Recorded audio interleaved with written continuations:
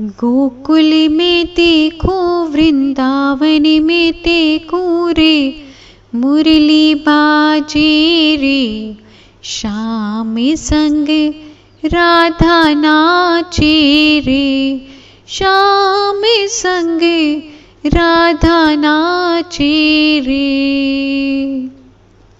गोकुल में देखो वृंदावन में देखो रे, मुरली बाजे रे, श्याम संग राधा नाचे रे, श्याम संग राधा नाचे रे।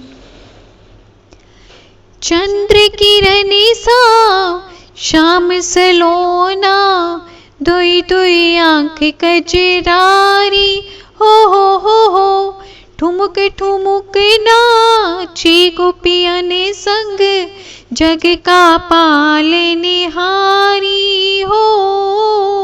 रास बिहारी संग राधा सुकुमारी, ब्रज में विराजे रे, श्याम संग राधा नाचे रे, श्याम संग राधा नाचे रे।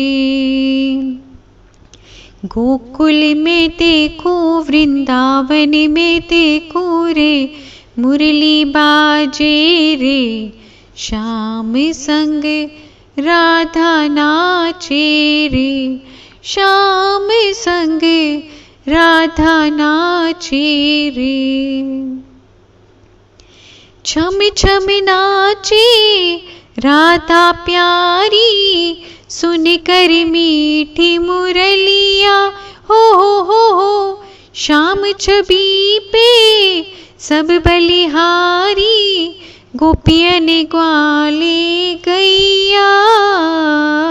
सरल सरल चाले माधुरी पुरवैया रे, मेघा गाजे रे, श्याम संग राधा नाचे रे, श्याम संग राधा नाचे रे।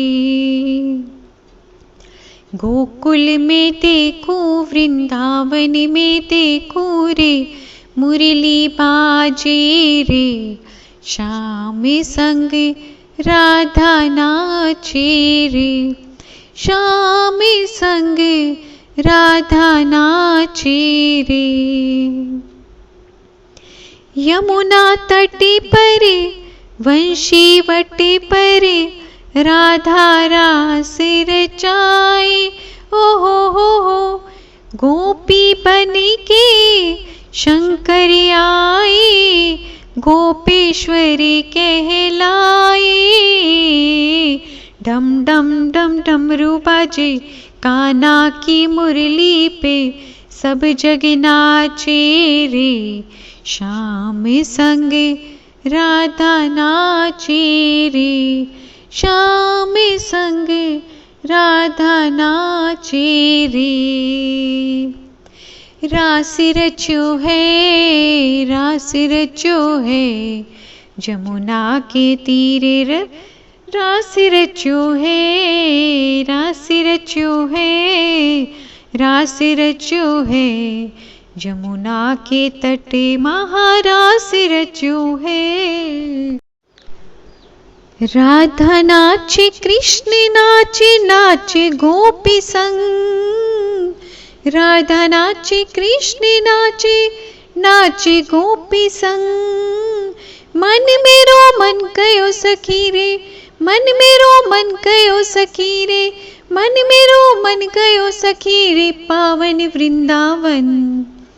रास रचो है, रास रचो है, जमुना के तटे महारास रचो है, रास रचो है, रास रचो है, जमुना के तटे महारास रचो है।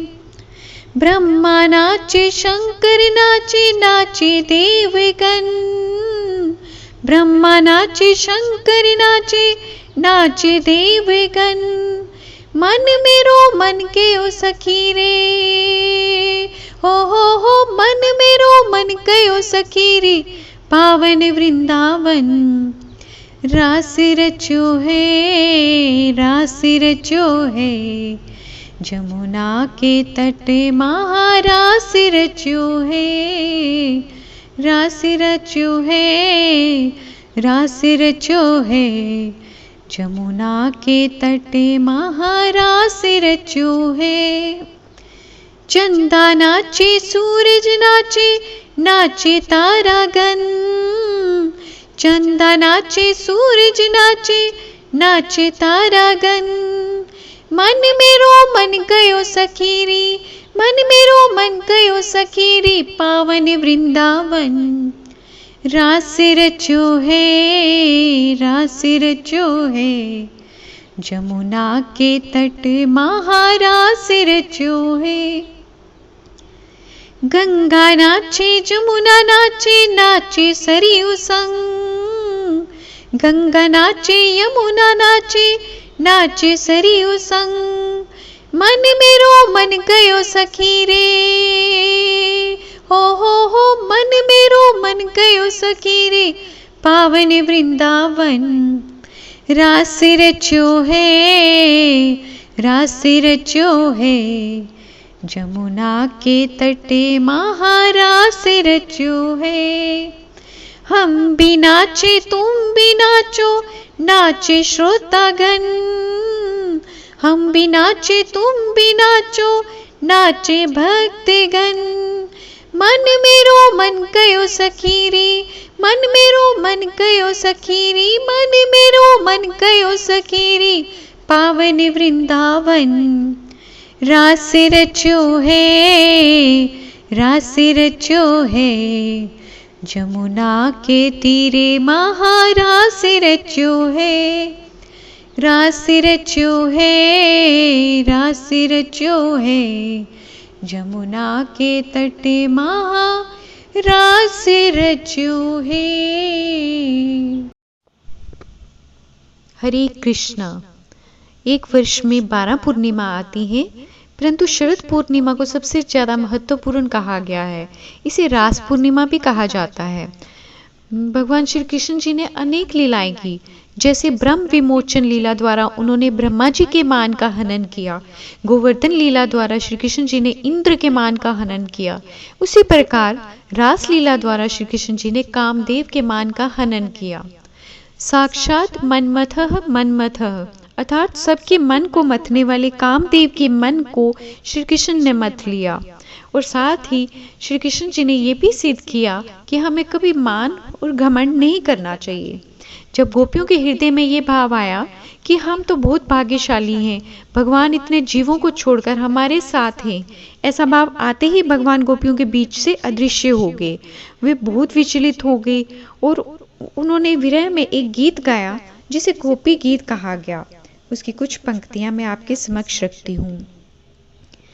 जयति तेतिकं जन्मना व्रजः श्रयत इंदिरा शश्वदत्रिः दयितदृश्यतां दीक्षुताविका स्त्वयित्रिता सवस्त्वां विचिन्वते शरदुदाशये साधु जात सत सरसि जोदर श्रीमुषादृशा सुरतनाथ ते शुल्क दासिका वरद निगनितो नेह किं वदः। इस प्रकार से वो अपनी विरह का गीत गाती हैं और फिर ठाकुर जी पुनः उनके आगे उपस्थित होते हैं। और गोपियों का भाव बहुत ज़्यादा ऊंचा था। वो उनका भाव ऐसा था, वो कहती हैं आश्लिष्य वा पादरितां पिनष्टु माम अदर्शनां मर्महतां करोतु वा यथा तथा वा विदधातु लम्पटो मत प्राणनाथ स तु एव ना परः। अर्थात गोपियों का भाव ऐसा था कि वो कहती हैं कि आप हमें दर्शन दो या ना दो, हमारे समक्ष आप प्रकट हो या ना हो, हमें अपना मानो या ना मानो, लेकिन ये वो ऐसा भाव रखती हैं कि जैसी आपकी इच्छा है आप वैसा करो, लेकिन हमारे प्राणों के स्वामी नटखट श्री कृष्ण ही हैं और कोई दूसरा नहीं हो सकता, केवल वही हमारे प्राणों के स्वामी हैं। इस प्रकार से उनका भाव रहता है। महाराज की लीला का विषय जितना दिव्य है उतना ही बुद्धिजीव लोग इसे संशय की दृष्टि से देखते हैं। इसमें आत्मा और परमात्मा के मिलन और सर्वोच्च प्रेम का आदान प्रदान है। दशम स्कंद में, भागवतम के दशम स्कंद में इसका वर्णन आता है, परंतु इसे समझने के लिए हमें पिछले नौ जो स्कंद हैं उनको पूर्णतः समझना आवश्यक है, तभी हम इस तत्व को ग्रहण करने के योग्य बन पाएंगे। इस लीला के समय भगवान केवल 7 वर्ष के थे। अब आप ये समझ सकते हैं कि कलयुग में, आज के युग में 7 वर्ष के बच्चे के हृदय को आप पढ़ सकते हैं, वो कितना ज़्यादा निर्मल होता है। और ये लीला तो द्वापर युग की है। भगवान को किसी भी कार्य के लिए कभी दूसरों पर आश्रित नहीं होना पड़ता, केवल संकल्प मात्र से ही वे अपने सारे कार्य पूर्ण कर सकते हैं। इसलिए अपनी मानसिकता का स्तर ऊपर रखकर ही इस लीला के विषय में सुने। भौतिकवादी लोगों के लिए ये विषय समझना बहुत कठिन है। उदाहरण, जो लोग भगवान को अपने जैसा मानते हैं, अपने जैसा एक साधारण मनुष्य समझते हैं, वो इस लीला के अर्थ का अनर्थ कर देते हैं। एक भौतिकवादी व्यक्ति इस प्रकार स्वयं को भगवान की जगह रखकर सोचता है तो उसे लगता है कि जो वो करेगा वही भगवान ने भी किया होगा, लेकिन ऐसा नहीं है। अन्य उदाहरण से मैं आपको समझाती हूँ। यदि एक सामान्य व्यक्ति को कहीं से हीरे का हार मिल जाए, उसे कोई यहाँ वहाँ से कोई देख ना रहा हो, तो वो क्या करेगा? वो उसे ले लेगा और उसको यही लगेगा कि उसकी जगह पे कोई दूसरा होगा तो वो भी ऐसा ही करेगा। परंतु क्या भगवान उसकी जगह होते तो वो ऐसा करते? कभी नहीं, क्योंकि उन्हीं का बनाया हुआ ये संसार है और उन्हीं की बनाई हुई ये सारी वस्तुएं हैं। वो ऐसा क्यों करेंगे? भगवान का अर्थ आप जानते हैं? भगवान का अर्थ है जिनके पास अनंत ऐश्वर्य हो, वही भगवान है। आइए भगवान के षड ऐश्वर्यों की बात करते हैं। भगवान के पास प्रचुर मात्रा में बल, ज्ञान, सौंदर्य, बुद्धि, वैराग्य और यश कीर्ति है। ये सब प्रचुर मात्रा में है। ये सब हमारे अंदर भी है। हमारे अंदर भी कुछ मात्रा में बल है, ज्ञान है, सौंदर्य, बुद्धि, वैराग्य, यश कीर्ति सब है, लेकिन ये सब अनुमात्र है। लेकिन जो भगवान के अंदर ये सब है, ये प्रचुर मात्रा में है, अनगिनत मात्रा में है। हमारी इंद्रियां अपूर्ण हैं। हमारी आंखें, अगर हम कोई वस्तु को बहुत पास करके देखेंगे, अपनी आंखों के बिल्कुल पास करके देखेंगे, तो हम उसको स्पष्ट नहीं देख पाएंगे, और यदि हम उसको बहुत दूर कर देंगे तो भी हम नहीं देख पाएंगे। इससे क्या स्पष्ट हो रहा है कि हमारी इंद्रियां अपूर्ण हैं। हमारे कान, बहुत तेज लाउड अगर म्यूजिक चल रहा हो तो वो भी सुन नहीं पाते, समझ में नहीं आता है, और बहुत धीमे चल रहा हो तो भी हमें समझ में नहीं आता। इसका अर्थ यही हुआ कि हमारी इंद्रियां अपूर्ण हैं, लेकिन भगवान की इंद्रियां पूर्ण हैं। उनकी इंद्रियों की कोई सीमा नहीं है, उनके ऐश्वर्य की कोई सीमा नहीं है, इसीलिए वो भगवान कहलाते हैं। यही तो अंतर है हम में और भगवान में, यही अंतर है। भगवान ने इस लीला में कामदेव को परास्त किया। भगवान भौतिक गुणों से अछूते हैं, क्योंकि भगवान ही परम नियंता है। इनकी इस लीला को समझने हेतु हमें अपना चश्मा साफ करना होगा, क्योंकि कहते हैं ना, जो जैसा हमने चश्मा पहना होगा हमें वैसा ही नजर आता है। दुर्योधन ने भगवान को देखा, द्वेष भाव से देखा, और वो उसे क्या मिला? वो और भी ज्यादा द्वेषी बन गया, और भी ज्यादा दुराचारी बन गया। पांडवों ने और द्रौपदी ने भक्ति भाव से देखा, उनकी भक्ति बढ़ गई। गोपियों ने उनको प्रेम भाव से देखा, उनका प्रेम बढ़ गया। जिनकी रही भावना जैसी, प्रभु मूर्ति देखी तैसी। आप जानते हैं गोपियां कौन थी? भगवान की 4 प्रकार की ये गोपियां थी। गोपियों की हम 4 प्रकार से हम इनको समझ सकते हैं। पहले नंबर पे आ गई नित्य सिद्ध गोपियां, जो सदैव भगवान के साथ रहती हैं। उसके बाद आती हैं साधन सिद्ध गोपियां, जिन्होंने साधन और भक्ति द्वारा भगवान को प्राप्त किया। उसके बाद आती है ऋषिचरी गोपियां। रामावतार के समय दंडकारणी वन में ऋषि भगवान पर आसक्त हुए और इस प्रेम की इच्छा प्रकट करने लगे और भगवान ने उनसे कहा, रामावतार में वो मर्यादा पुरुषोत्तम रूप में आए हैं, इसलिए उनकी इस इच्छा की पुष्टि के लिए वो लीला पुरुषोत्तम रूप में जब भगवान श्री कृष्ण के रूप में आएंगे तब वो इसे पूरा करेंगे और वो भी गोपियां बने। उसके बाद जो चौथे नंबर की गोपी है वो है श्रुतिचरी गोपी, अर्थात वेदों को पढ़कर सुनकर जो सिद्ध हुई वो गोपी श्रुतिचरी गोपी है। ये गोपियां साधारण नहीं थी। आप जानते हैं रासलीला में प्रवेश पाने के लिए बड़े बड़े देवता भी ललाहित रहते हैं, शंकर जी तक ललाहित रहते हैं। शंकर जी गोपी का रूप धारण करके वृंदावन आए और वो गोपेश्वर महादेव के रूप में प्रसिद्ध हुए। आप स्वयं विचार कीजिए, यदि इस रासलीला में कोई विलासिता होती तो क्या ज्ञानी भगत श्री सुखदेव जी राजा परीक्षित को ये कथा ही सुनाते? ये कथा भला क्यों सुनाते? राजा परीक्षित के पास तो समय भी बहुत कम था, उनकी तो मृत्यु ही 7 दिन के पश्चात निश्चित थी।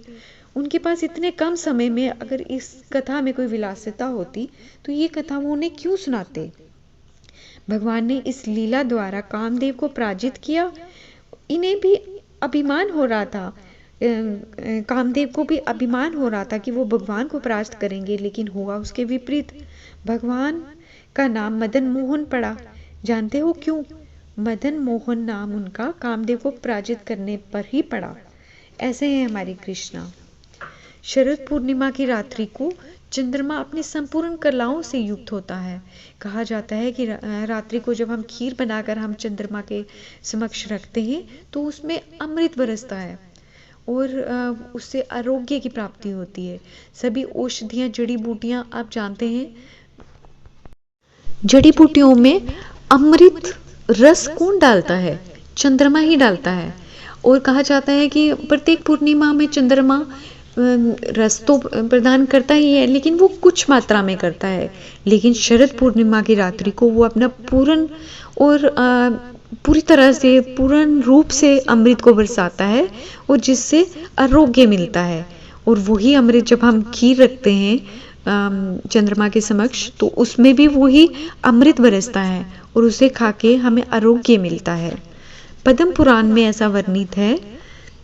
गोपियां, अब जानते हैं कितनी गोपियां थी? 10,000 करोड़ गोपियां थी जिनके संग भगवान ने महारास किया।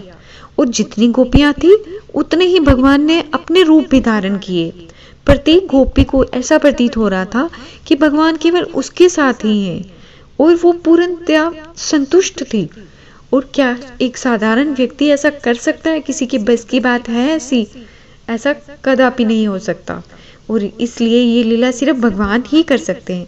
तभी तो हमें कहना पड़ेगा, ईश्वरा परम कृष्णा सच्चिदानंद विग्रह अनादिर्यादिर गोविंदः सर्वे कार्य कारणम। इसके साथ मैं अपनी वाणी को विराम देती हूँ। हरे कृष्ण। बोलो लीला पुरुषोत्तम भगवान की जय। हरे कृष्ण।